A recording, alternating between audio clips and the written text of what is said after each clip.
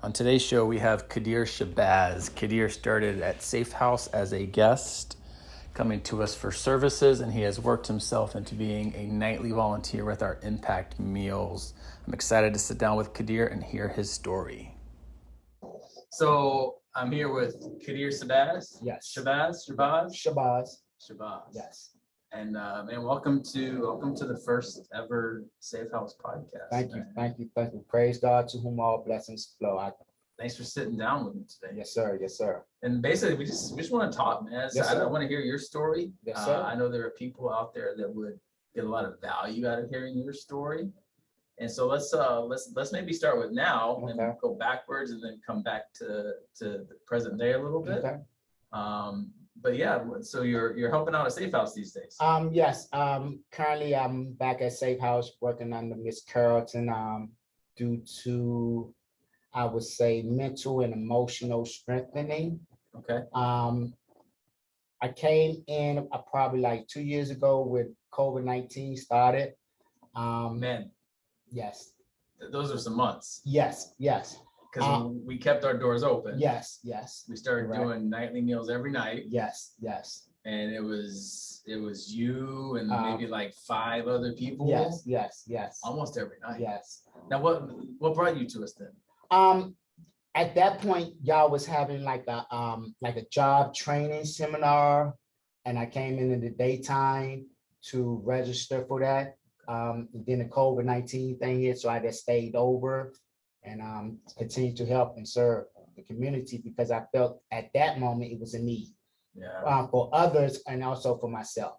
So you were in our work program. Yes. So were you living on the streets? Were you in a shelter? Did you have a Right. place? At that point in time, I was at Gateway. Okay. Gateway, and I didn't want to stay isolated due to, I would say, past experience by the way Gateway is set up from the old way of prison, and we'll get into that later. So I try to stay out of the building because it's an old. So if you were outside during the day, could you come back in at night? Yes, you can sleep. Yes. So you still have a shelter over your head. Yes, I still have shelter Gateway. That's good. And then that's why we'd see you during the day. Right. And then also the evenings. Right, because And then at night you go to Gateway. Right, sleeping and start the process all over again. So that's where we met. Yes. Right around COVID time. Yes. So you're staying at Gateway. Yes. Which is a local shelter. Yes. As among many other things that they do. Right. And coming to our work program, our Yes. employment program. Yes. COVID shuts the world down. Shut the world March. down. Right. Yes. Woo. But you don't want to stay inside. Of course. So you're outside every day. Yes. And what made you like connect with?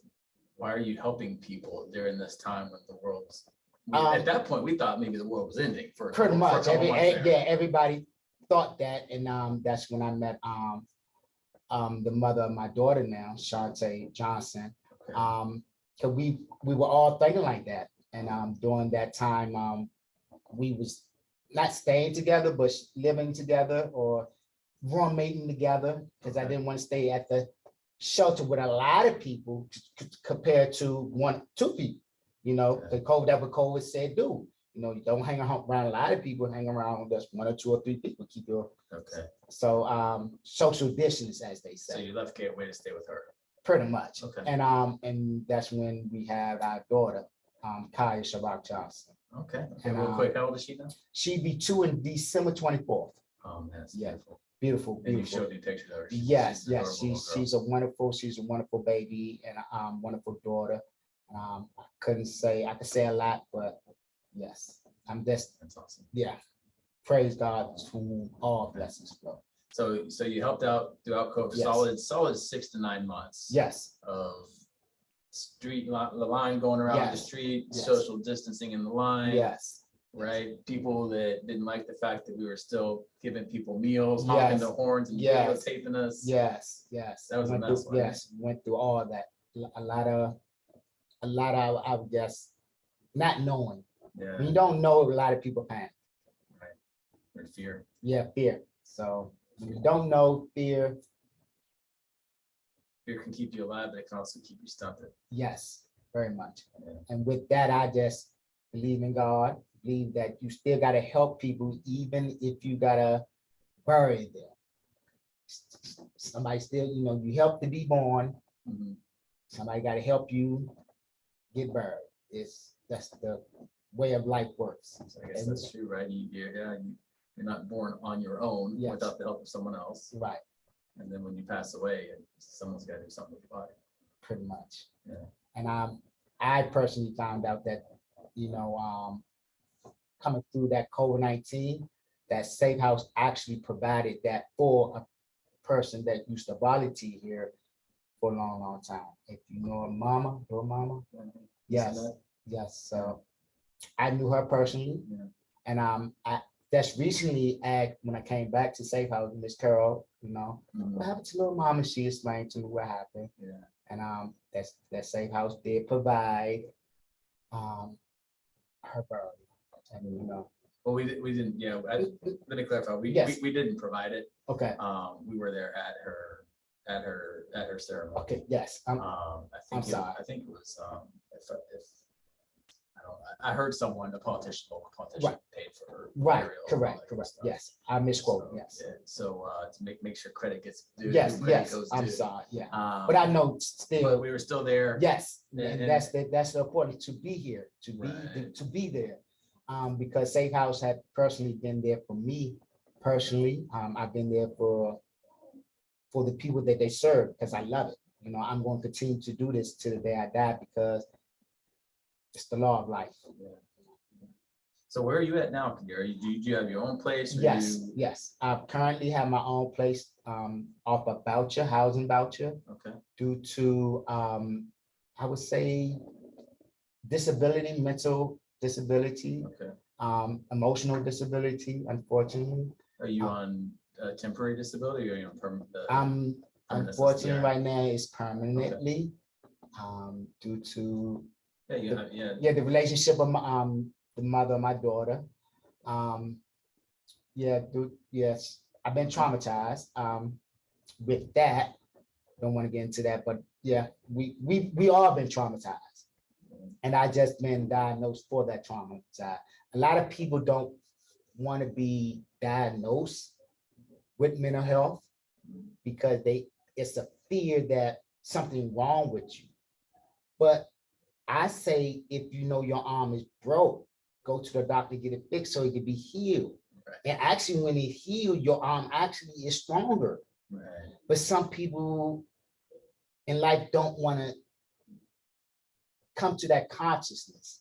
It's funny how we categorize differently, having our brains, right, our emotions fractured, Yes, right? To use your broken arm analogy, fractured or broke, and we don't want to admit it, or we don't want to go get help, but we're perfectly fine running to the doctor when we need our bone set. yes, The stigma that sits on that is something that I think society is getting better at pushing against. yes. Right? In the state of Georgia, also, state of Georgia, I think is like #1 as far as providing mental health services, or they get the funding for mental health. Okay. Up north, DC, You feel like it's not the same. nah, the funding is, it's so big ups to state of Georgia for advocating for mental health. And I know from my personal experience with mental health, I had to accept it and realize, okay, I need to control it. Don't let it control me. And don't let other people push your button, because people are gonna push your buttons. They're gonna work with you mentally and emotionally. Right. If you can control that, you win, pretty much. Okay. You win. So you got your own place, Yes, sir. Yes, sir. fairly stable in it. Yes, yes. Perfectly content with it for this For season now, of your life. for the whole man. So you're coming here at night to help out with the nightly meals. Yes, Okay, yes. kind of like a volunteer. Yeah, volunteer, slash- yes. For my well-being, like I said, mental, emotion, and to also be able to give back to the community, and to serve. I love serving people. Okay. I don't, I love it. I'm not gonna stop loving it. Where do you think that started inside of you? What part of your life do you think that idea and that desire to spend your life, like part of your time on this earth, focused on taking care of other people? Where do you think that came from? Honestly say from my foster parents. Okay. My foster mother and my foster father always say that if you can't do nothing else in the world, you can help somebody. Even if that's giving them, picking up their bags from the top porch to the bottom porch, or the bottom porch to the top, or helping a lady across the street. We said, oh, stop in the car and say, hey, let this lady walk past. That simple act of service you can do. Anybody can do. And today we don't even see that no more. And I'm in the streets. I've catch the public transportation where the first part of the bus is supposed to be for the elderly people, seniors, or people with disability. You got young folk that will sit there and won't get their tail up to go to the back to let them, the elderly people sit in front. I'm the only one that still does. I'm quick to see it and jump up and move. So with that, I'm not going to stop that because it kept me going 50 years. I'm 50. A lot of people don't believe it. Sometimes I want to lie. You look good for 50. Yes, you look good praise for 50. God. So these are foster parents. So were these, you say foster parents, yes, but not adoptive parents? Not adoptive parents. Was it one of many homes you were in? That was the second foster home I was in. The first one was very abusive. So we didn't stay long there, me and my brother. I got 4 brothers, I'm the baby. Okay. All 4 of you were kept together through the foster homes? No, it was a broken up. Okay. Yeah, broken up from the beginning, unfortunately, broken up from the beginning. Okay. So how long were you with this family then? This family I was with them for 10 to 12 years. So 10 to, yeah, actually, so 15. So I got there 10 years. Okay. Yeah, because so from 5 to 15. Yes, for 15, I started sticking my little chest out. Went to the group home. From the group home, I went. What do you mean by start sticking your chest out? You know, when you're sticking your chest out, when you get, get your manly thing on, you know what I mean? You're like, you can't tell me what to do, you know what I'm saying? You know, y'all don't know what's really going on. Y'all that's foster parents, you know what I mean? Y'all ain't my parents, they've been raising me 10 years and I'm now talking back, I'm being defiant, being mannish, thinking I know more than what they know. So did they end up having to pretty much give you back to the system? Pretty much. They straight up, they were like, oh, you got to go. Call him, come get him. He's bucking. So help me understand, right? So I haven't been a foster parent. Yes. I have some sisters on my dad's side of the family, that are fully my sisters, but adopted, right? Love them as much as I love anybody. Exactly. Right? My wife has a couple adopted sisters. Yes. So we're familiar to a degree with the foster care system, the process. Having done what I've done my entire adult life, fairly familiar with it. Seen it in a good way, seen it in a bad way. They sound like great people. Yes, they was. They've had you for 10 years. Yes.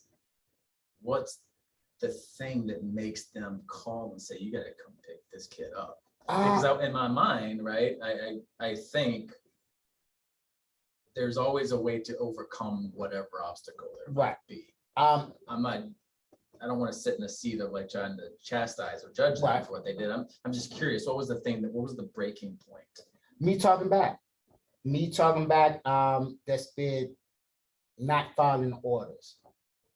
They tell me my curfew at 15 was 12 o'clock. Well, that's friendly. Right, exactly. My curfew is at 44 when I go home with my mom is 10 o'clock. So I'm coming in at 3 o'clock.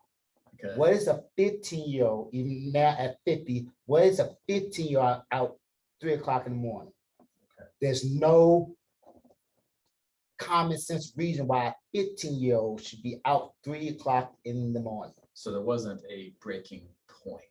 I'm breaking all the rules. Complete total disregard.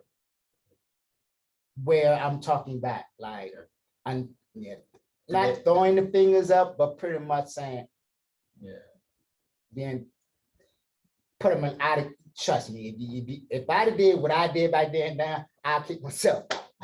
I'm just being real. As I, yeah, I was, and I wish I say now they did or passed away. I'm Okay. sorry.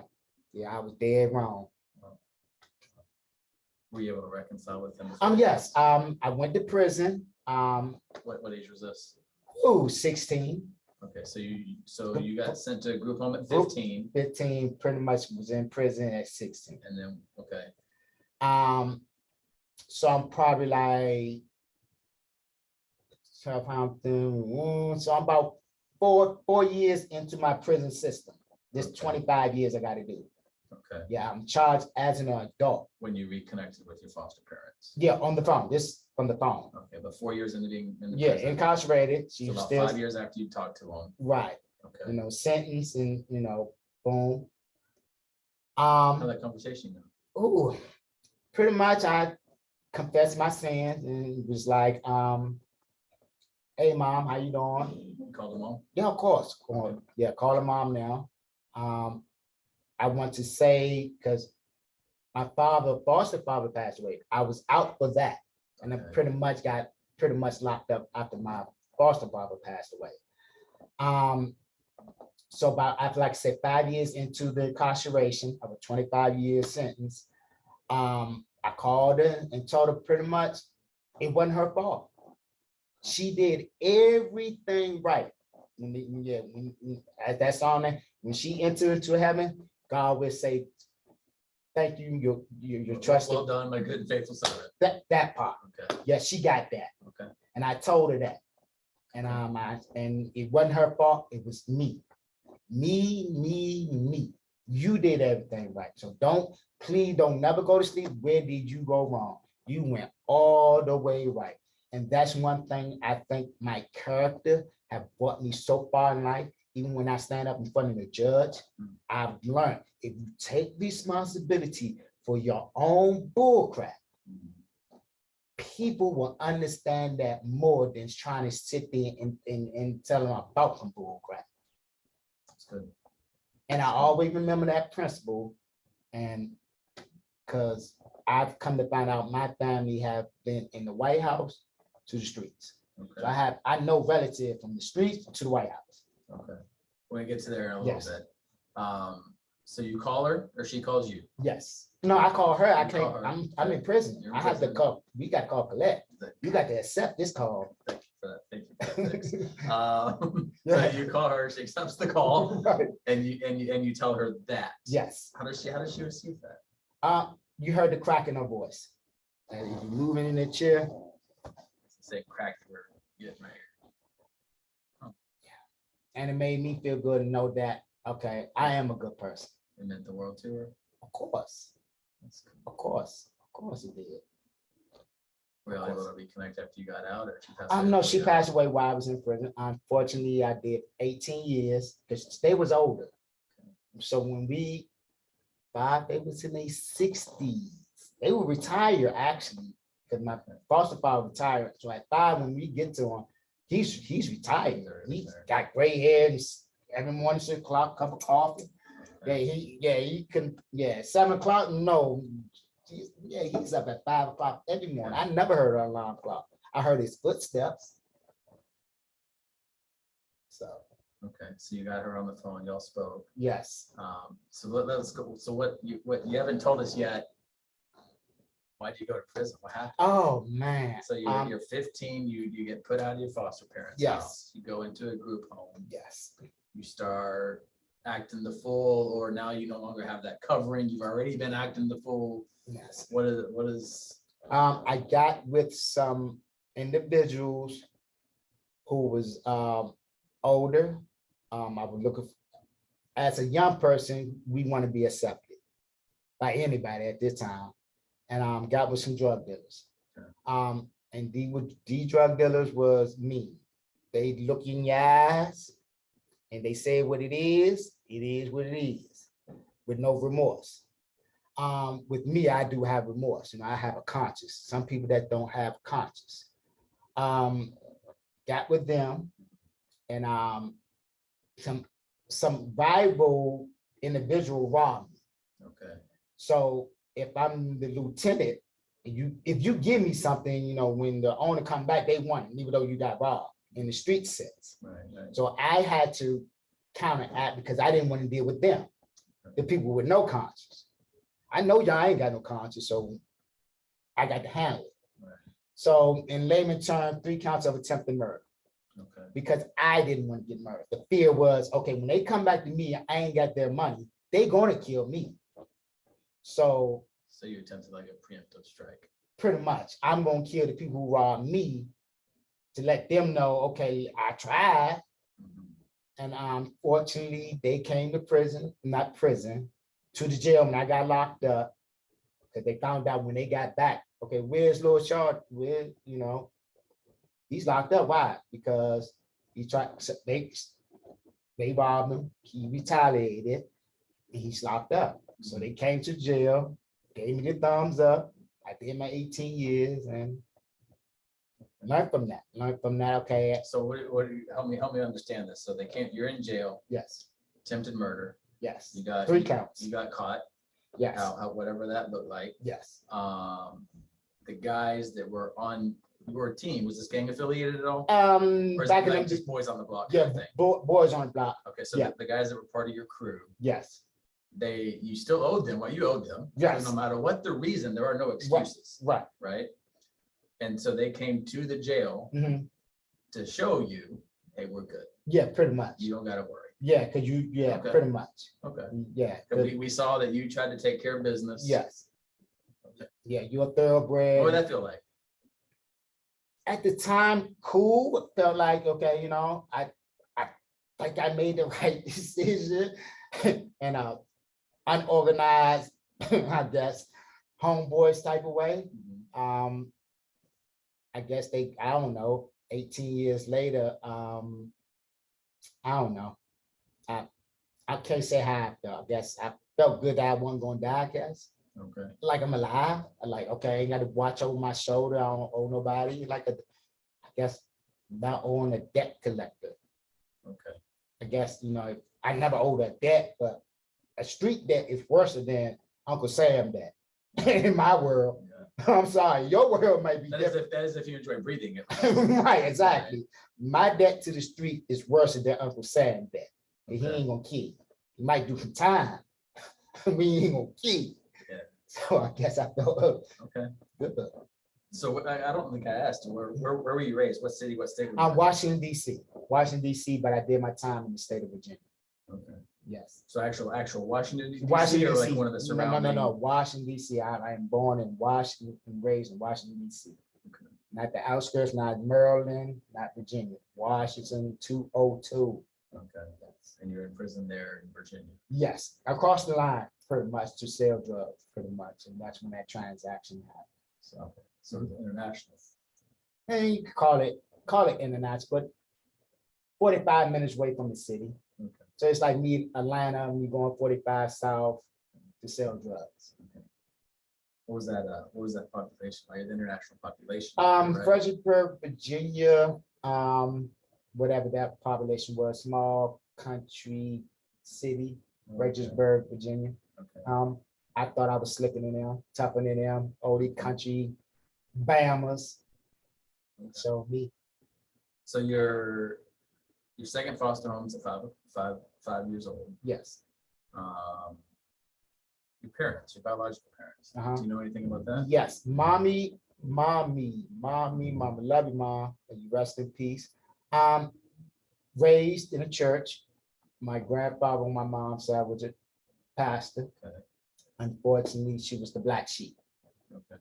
We don't know what happened. She got caught out in the streets. We can't say that somebody, hey, take this dope, snort that, or can I try that? Nobody knows. So she was addicted to heroin. She was alcoholic. Laid on the streets. So she had first child, Vincent Teller's one of the brother I look up to now. Under the rawness of it, he don't know who his father is. Okay. I guess that was we call it I'm trying to put a professionally because that is my mom. We all make mistakes, but out of wedlock. Okay. My brother Jane, we know who the father is, my father. That's when my father came along. He was dark skinned. He psychologically fell in love with the light skin. Now they go back in them days. Okay. Um, Your mom was Caucasian, or she something else? Yeah, she was mixed. Yeah, she was Okay. mixed. She wasn't totally Caucasian, but she was more on the light skin, but she put water in her hair and curls up. Okay. I try to recently add what was my mom, and nobody knows. Okay. You know, I was born in 72, so yeah. Right. So with that, she had James second, then she had David, then she had me. Okay. And 5 years old, let's imagine. With during that time, she had me all the way up to 4. She was very abusive. When she was on heroin, she looked like she was asleep. When she was on weed, she was nicest thing ever. This is my little baby. When she drank alcohol, all hell breaks loose. That's when you're going to get the dip in your head. Okay, yeah, this is the scar back there. Yeah, that's my mommy. Oh man. At 4 years old. So was that an accident? She no, helped you? She hit you? It's 3 of 5 probably different personalities. Okay. Like I said, when she's drunk, she's the devil. Okay. When she's smoking weed, she's the nicest You person. got about almost 1 inch scar back there with like a little indention in here. Is that Yeah. an indention in your actual skull? Yes. Okay. She hit you with something, I assume. Yes. She pushed me down the steps. Oh, okay. Yeah. She said a MF word, not L, Lotto MF. And then that's when you were 4. Yeah. Shortly afterwards is when yes, the DFACS equivalent. Pretty much. Yeah. Children's services stuff. Yeah. How we end up in foster care was she abandoned us pretty much. Didn't come on, like literally. So it's four boys. You're the Oh. youngest at 5. Right. Oldest is how old? Vincent is now 65, 66. I'm sorry. So back then, when she abandoned you all, Right. you were 5. How old was Vincent? Probably 10, 12 years older. So he's about. And she just abandoned. He was already in the foster care. So the Since the typical, first like, she 2. went for milk and didn't come home, or No, she went in the streets and just decided to hang out in the streets. okay. I guess she chose the streets like this. Unfortunately, like outside, you know, you want to choose the street, even though you got family. I want the street life. I want to do what I want to do when I want to do it. Unfortunately, nothing personal against you, me, or the children. And her mother was not accepting that.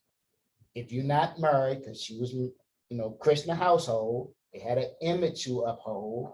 Well, just found this out because my brother told me to sit down because I asked the question, why we couldn't go to our grandmother? And my older brother that I now know, told me, say, are you sitting down for this? I said, yeah. That's when you sitting down there, he said, because grandma wasn't having no bastards up in the house. Wow. Your mother made her choice, so it is what it is. And as like I said, I'm learning, yeah, it is what it was. Okay, this is how I get to where I'm at. Because they didn't, I don't know, their reason. Their grandma reason wasn't married, ain't no bastard coming up in this house. Mama chose her life, it is what it is. And yeah, grandfather ain't got nothing to say about it, even though he used to preach. Grandmama ran the house. Wow. So I accepted that a couple of years ago. And like I said, going through the transition with the daughter of my mother, or the mother of my daughter, how that goes.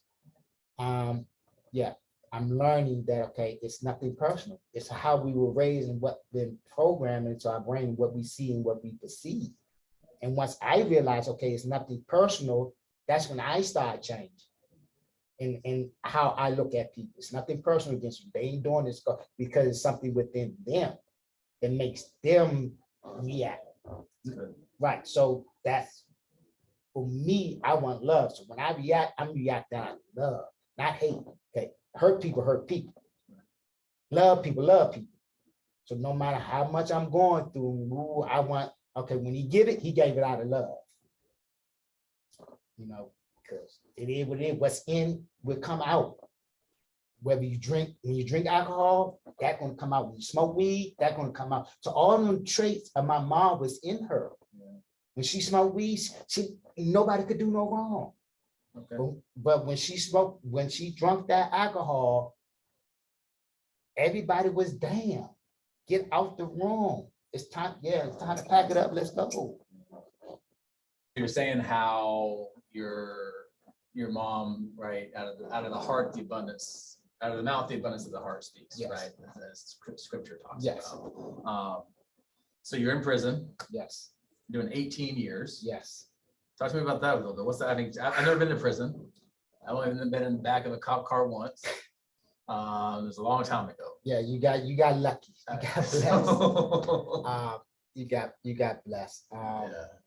So 18 years. Luckily, like I told my family, being from Washington, D.C., if you got locked up in Washington, D.C., you went to a prison we call Lorton. Okay. And Lorton was a rough prison. Thank God, and I thank God now, and I know that I got locked up in the state of Virginia.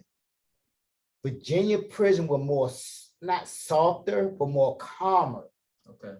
Than if I would have got locked up in Lorton, because they were more vicious. Okay.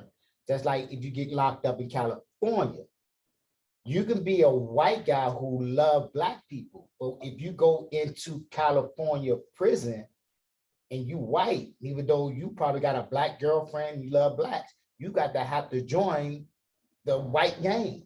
I've heard that about you. Yes, that is true. So each state have their own different rules of prison. Okay. Here in Georgia, I've been to prison. And like I said, me being a Muslim have let me slide through without being offended or have to show my manhood. You understand? So that 18 years. So hold on. Yes. So because you're a Muslim. Yes. Here, yes. In the Georgia prison. Right. But not the DC prison. Right. All right. So but it worked both ways. But, so by being a Muslim, you don't have to prove your manhood necessarily. Right. Because they look at you as a religious person. Right. And they just basically say, right, he's not a fighter. Right. He's a man of the cloth. Right. He's a man of peace. Yes. Leave him be. Yes, pretty much. So were you a Muslim going into prison in Virginia as well? Yes and no. At that point, you're young. You're right. Yes and no. I'm learning. I'm yes and no. Because at the jail, it was introduced to me. And I had a conscious choice. I said, nah, let me study what I'm studying. And one guy said, well, it would be good to know about Islam and Muslim. Okay. You don't have to be about it, but at least know. And as I transitioned in from the jail of going to my 18-year prison, because you got to go through reception. That means process of going into prison. That means they're going to strip you down to the bare butt anatomy, you know. So you're 16 in jail. Pretty much.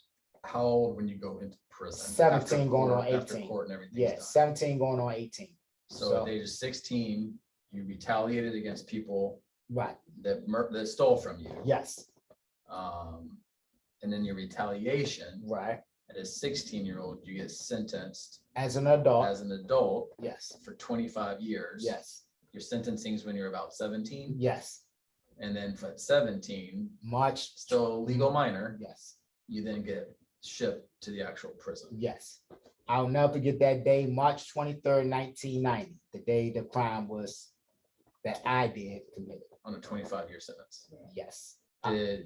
Was anybody hurt in your attempted murder? Praise God that nobody was hurt.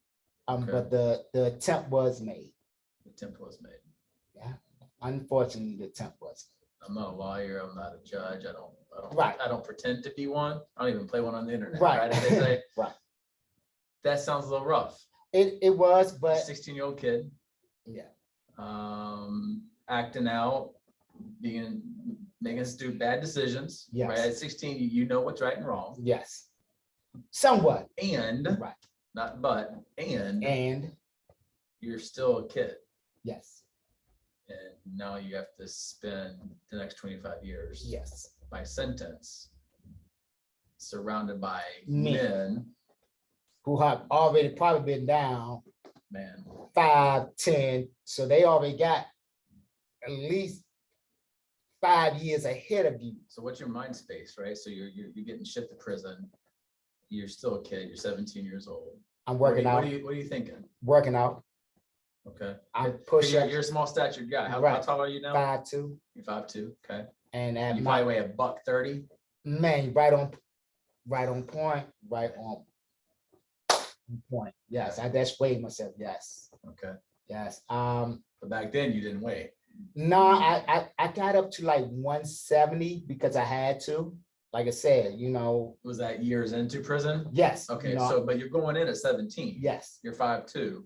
exactly. You didn't even weigh what you weigh now. Probably like 130, but smaller without the muscle. Okay. So I had more younger body fat, I would guess say. So I had to And bulk now you're in a prison with a bunch of full-grown men. full grown. Yes. And are you terrified? Do you feel like you're a boss? Because No, definitely that I'm not a boss. I would more like, I would say my spirit is just like a cat anyway.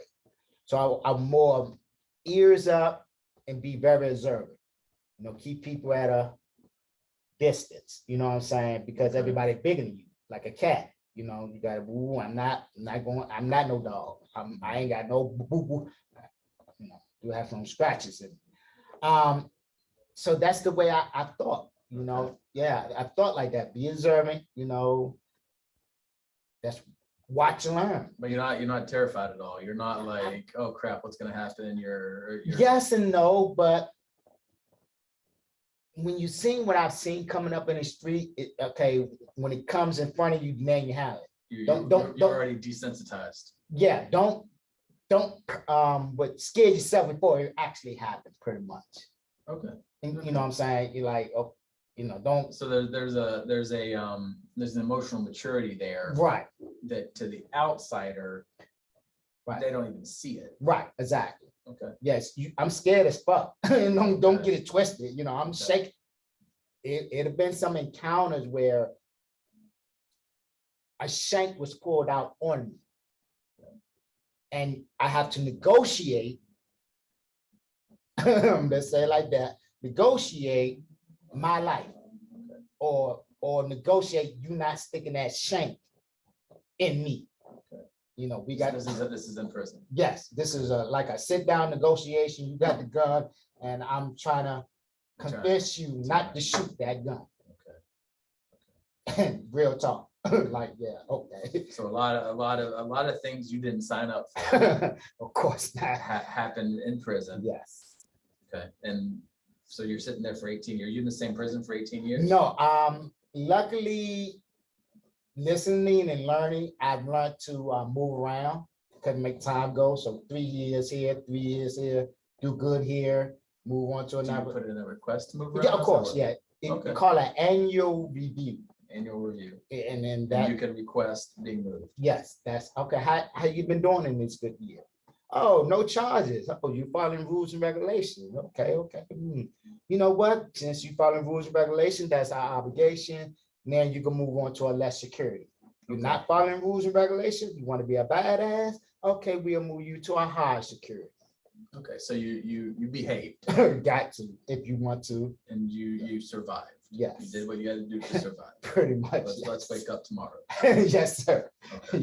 Yes. And so just over time, Yes. you go into smaller security Yes. spaces. Yes. Ideally, the treatment gets better as well. Yeah. Yes. Okay, Yes. that's good. Yes.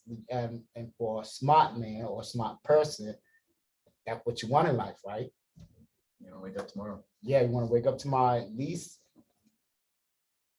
on a mattress. Okay. Might not be the matching you want. Mhm. If you say, well, Mr. Shabaz, you're going out there on that concrete. It is what it is. I would at least would ask for a pillow. You know what I mean?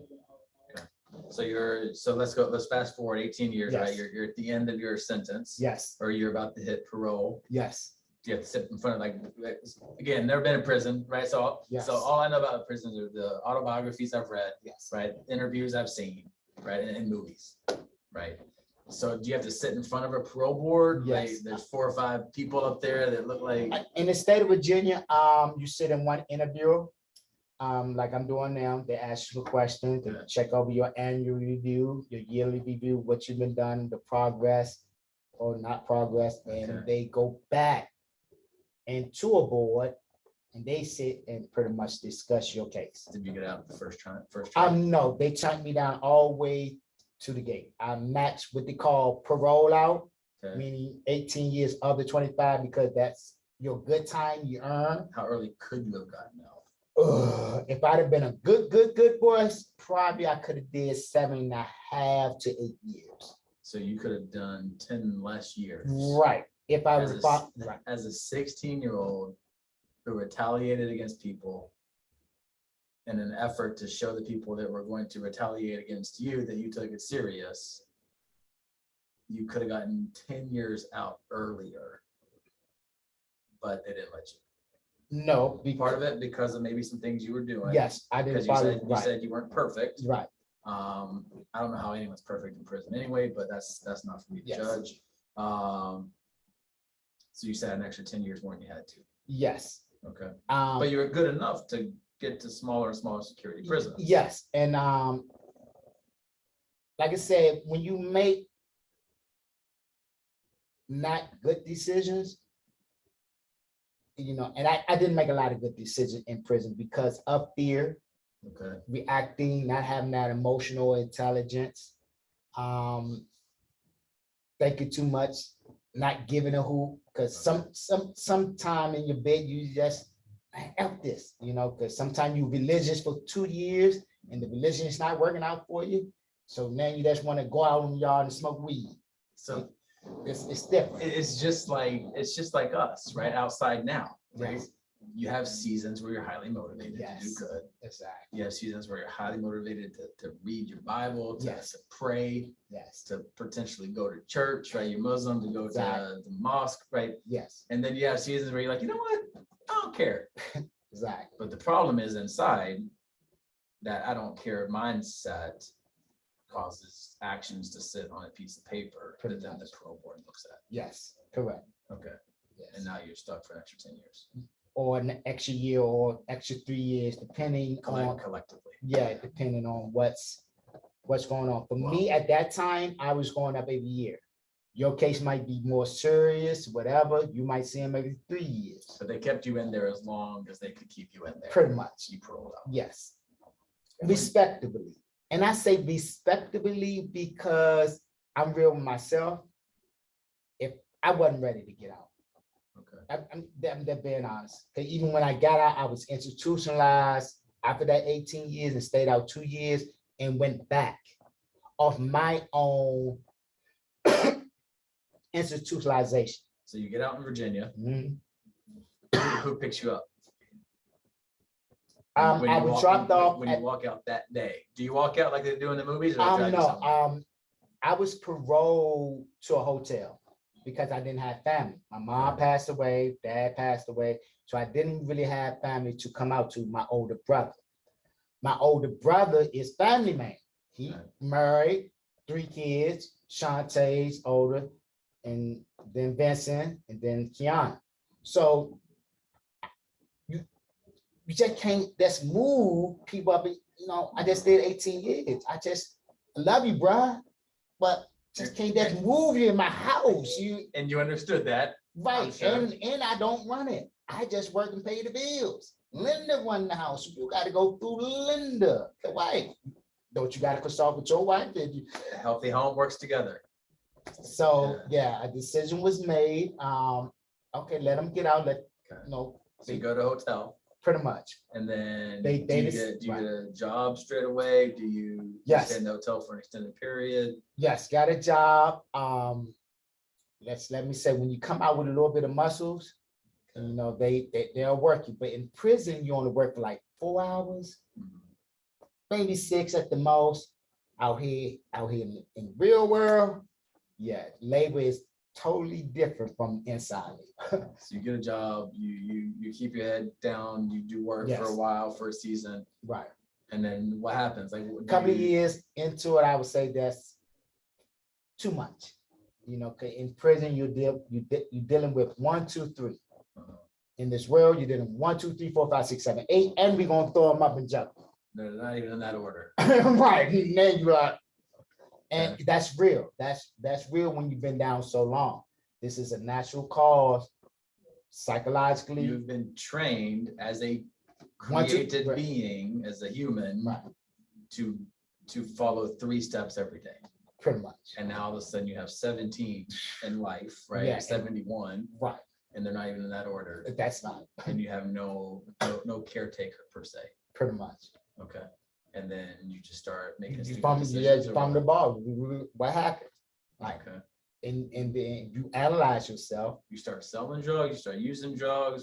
Pretty much using drugs. I would say using drugs at the time. And you're in Virginia still? Or no? Yes, Virginia. Okay. So the violation was using drugs, and then I ran.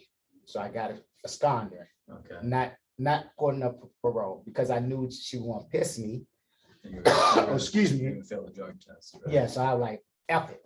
Come find me. Okay. So you're in Virginia still? Yes. And you get caught? I'm hiding or staying low key. Okay. I felt that okay, can't use a social security number. So I did odd jobs. And them odd job was working in the club, cleaning tables, waiting tables. That's how I think I'm so good at being a waiter. Okay. Because Yeah, you're very hospitable. Your Right. hospitality Yeah. seems to be Right. a And gifting and yes. something you thrive in. yeah, and I know Which relays back to why you love helping out with Exactly. the meals so much here Exactly. to this day. exactly. So I did that for a couple of years, and like I said, I guess the addiction I ain't gonna say the addiction got bad, but I started waking up and said, man, do I really want to be, get it over with, pretty much, because this is going to be over your back for the rest of your life until you get it. So even if I'd have stayed underground for 10 years, let's go ahead and do them 10 years, get it over with, instead of waiting 10 years, then do it, because you're going to have to do it. You're going to have to pay it now, pay it later. Felt the burden of the man chasing you. Pretty much. So after 2 years, I was like, oh, come get me. Let's go ahead and kill this time. So I went and did the 4 years. So how does that look like? Do you call 911 and Pretty much. self-report, or do you walk to the police station? Pretty much call the police. I called the police, man. Is that how you did I it? told them, come pick me up. I'm exhausted. Do you literally use the words, "There's a warrant for my arrest"? Yeah, you let them know who you are. Okay. Yeah, I'm this. How long did it take them to get to you? About 5-10 minutes. Yeah. Yeah, I wish the cops would show up in 5 minutes. Right. Tell them you got a warrant. They want Tell them we that. got somebody who wants to self-report, right? Yeah. They want that. That going there. So that's in Virginia. Yes. You get resentenced to how many more years? That's the remainder of the time. So 7 18, more 19, years. yeah, 20, all the way into completion of that. That 25. Yeah, that 25. And you did all that in Virginia also? Yes. So now you've served 25 years, Yes, got sentenced at 16, pretty 17. much. So you're about 31 years old. Yes, You come out again. yes. Do they just drop you off at a hotel again? Pretty much. Yes. Did they do any pre-training? Yes, Did yes, they give you yes, some better yes. service this time? Of course. This time when I went in for the parole violation to complete the sentence, they had a mandate where if you did anything if you were coming out within the 5 years, that you had to take an emotional intelligence class, re-entry class, Okay. and resource class. Meaning you got to go through this. But you didn't do those the first time coming out? No, Only, no, okay. yeah. After they saw the recidivism, that's how I like that word. That's a big word. Yes, see, you got to heard it to know it Yeah. and taught it. Because I didn't recidivism. Right. Yeah, going in, that's it, repeating the same thing over and over again. So they saw the recidivism, they got me in the class, and they were like, okay, boom, I utilized that training, emotional intelligence training, where the instructor had 5 different personalities. He was a parole officer, he was the supervisor, he was the dude on the street, he was the asshole in the supermarket, and he was just a problem solving individual. So a lot of role playing. Yes, that he was. Yes, he was good at that, and that's where I learned my emotional intelligence, and I was certified by him because he was nose to nose with me in this training. I thought he was serious. He kept pointing that shortness. You little short MF. I mean, use the word nose to nose. And said, come on, I'm waiting to give you 5 more years. You won't get out today. You about to leave in 2 weeks. You get released in 2 weeks. Like, come on, you strong enough? Because you're gonna have to deal with this on the street. You know, all like a drill sergeant in your nose. But you're grateful for that. Oh, yes. Oh, am I? Yes. Wow. Okay. Yes. So you get out. Yes. Again. Get a job. Yes. You're staying in a hotel again, probably. Yes. Okay. And how do you end up in Georgia then? What brought you down here? What brought me down to Georgia? I went to California first to try let's say Hollywood or entertainment. Okay. Got over there and didn't like it. You know, It's about 20 years ago. When it turned 2000, 8 years, about 8 years. A bit over about 8 years ago. It was only 8 years ago. Yeah, about 8, so 8, 9 years ago. I've been in Georgia 8, 9 years. So didn't like it, came back to Georgia. So then I came back to Virginia, to California, from California to Georgia. I didn't like Hollywood. How long were you out there for? A year. Outside the whole time, or you have your own place, or what? No, Skid Row. Okay. I came through Skid Row, and that's what I learned the humbleness at. And when I mean humbleness, where people know that this person is totally unconscious. This person has been at this spot probably for 10 years, got bathed in 10 years, and brushed his teeth in 10 years, but they are communicating with them. And when I saw that humbleness, it made me realize I can do it too. That's like me. That's imagine if I was sitting here, haven't taken in that bath for 10 years, haven't brushed my teeth for 10 years, and you interviewing me. Okay. But not from that spot, but here. So the people serving those on Skid Row helped you see that you didn't want to become like everyone else on Skid Row? Right. Okay. Because they gone. I mean, unfortunately, they don't have the funding there to help. So they're pretty much, Okay. It's like trash is not being picked. Can't call him a being. Can't say that. I'm sorry. Unfortunately. Okay. So you have to deal with that. And people come out that's like now and try. Do you want something? And that's a huge discussion these days, right? On what level of human responsibility do you put on each individual when they're under the control of an addiction, when they have a mental health break, whatever it might be. Right. You know, that's a huge discussion. Exactly. So we could sit on that for hours. Right. So you chose Georgia. Yes. There's Georgia, yes. 48 states you haven't been to. Right. And you chose Atlanta. Because of Martin Luther King. Okay. I said Martin Luther King, he lived there, buried there. You know, it was I kept hearing, you know, the new Black Mecca. Okay. You hear, in our genre or streets slang. So I was like, the music was coming out at that time, the hip hop, Atlanta. I said, well, DC is DC. Atlanta is more like Southern city, but a little slower, more conscious. So I chose Atlanta and have not regretted it. Okay. Have not regretted, don't have nothing bad to say about Atlanta. Okay. I know you probably hear bad things about Atlanta, but for me, Atlanta been good.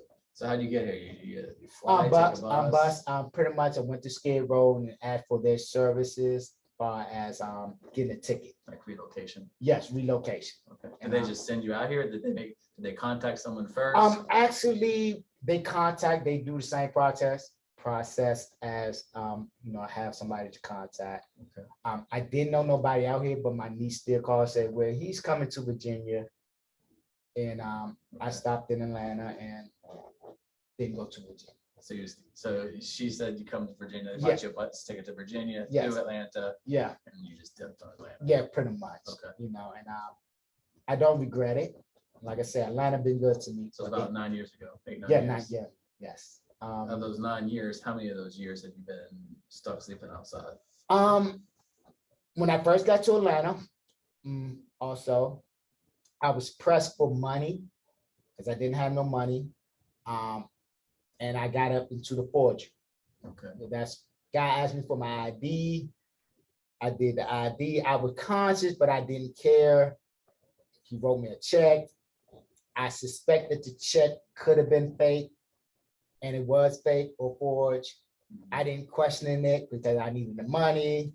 When you need something, you really ain't gonna question it, where it comes from or how you get it. Because there's this hope in the back of your head, maybe this is legit. I really need this. I'm gonna say more than 9 out of 10. I knew it was. You knew it was. Okay, Right. okay. Let me see how I can look real enough. Let me see how I can play it, to be honest, with myself and don't bullshit nobody. I'm smart enough to know, and there's some bull crap, but you know what, I might be able to get away. I might be able to pull it off anyway. That part, I'm just being honest. So realized that after I got caught, my dumb ass, so I deserved that one because So you get caught, yeah, get arrested here in Georgia. yes. Were you still technically on any kind of like? No, because I parole? completed Virginia, right? Fully Yeah, and all that? yeah. Okay. But so Virginia, we're done with. Okay. We're boom, we're done with you. You gave us our time. So you sit in jail here in Georgia. Yes, I signed a 5-year probation. Okay. Up that up because I didn't want to submit to the rules and regulations of probation. Okay. For personal reasons, religious reasons, and ethnic reasons. So for religious reasons, you didn't want to follow the rules of probation? Yes. Was that what? How? Well, hey, what do you mean by that? You gotta argue all cases in a court of law. You can use anything you want. Okay. But I'm gonna use religion as I believe it's a spiritual thing for me to digest or inhale THC on a spiritual level. Because when I do, that's like my mom. I think clear. Okay. It slows my brain down where I can. Nope, can't say that. Can't do that, and that might be wrong, and it is wrong. I guess about 8 years ago or so, you get arrested for fake check, forgery, and they drug test you. Yes. And I'm dirty. You pop dirty. THC all day. Okay. And is anything else in your system besides weed? No. Okay, so just THC. Yes. And then what do they do? They say this is a violation of the condition of probation, and we got to violate you. What was your sentence for that? 30 days. I talked to the judge, and pretty much told him my opinion, my side, how I am an advocate for the legalization of medical marijuana. Okay. He humbly respected that, and but under the, I guess, the law of Georgia is not legal, but he did mention all legal states that I could go to freely, and practice that right. But unfortunately, he violated me and resentenced me back to prison to complete them 5 years or the remaining probation sentence, which I agreed to, and completed that probation. Now I'm once free again. Was it the local penitentiary here in Atlanta? No, I went through couple of times. I went through the work release, and then to complete the sentence, you got to go through prison because the 5 year sentence in prison. So if you want to complete it, you got to go through the system. So I had to go through the system, which was they looked at my record and went through work release in Valdosta. Valdosta? Yes. All right. Georgia. work release down there. Valdosta prison under a wonderful lady who was the warden down there. Short lady by myself. Yeah. She was wonderful. She taught me that I can do it. Wasn't a horrible experience. No, it was a wonderful experience to see a lady, my statue. Met someone who believed in you. Yes. In a position of authority. Yes. Warden. Okay. Yeah. So you sit for 3.5 years. Yes. You get out. Yes. This is about 3 years ago. Yes. Maybe a year before COVID. Yes. Yes. Right? Exactly. Exactly. Yes. And then you're off the streets. You're on. You got a place. You Yes. don't got a place. You do got a place. Yes. Right. Yes. You go into Gateway. Yes. COVID hits. Yes. We meet in March 2020. Yes, sir. Okay. Yes, sir. Okay. That's how. Yeah. That's my life. Wow. It's pretty much incarceration out, learning Wow. back and forth. And What are your spiritual beliefs now? Are you still Muslim? Do you have my different spiritual thoughts? belief is universal. I love everybody, all human beings, and let God judge you. I'm not here to judge no one of what you believe. Long you giving me love, I'm gonna give you love too. Even if you're not giving me love, I'm gonna give you love. Cause that's the true religion. I believe it's love. Okay. Yeah, I don't care what God you believe. Long as love, God of love, I'm hugging you. Right. I'm hugging you. Yeah, I'm hugging you tight. It's a shame that we can't hug people that disagree with us and things. Isn't Right. it? Unfortunately. I shouldn't say we can't. We can because you do, and I try my best Yes, to, and I know yes. many people that Yes. do. But if you listen to the narrative in society, Yeah. that's not the case.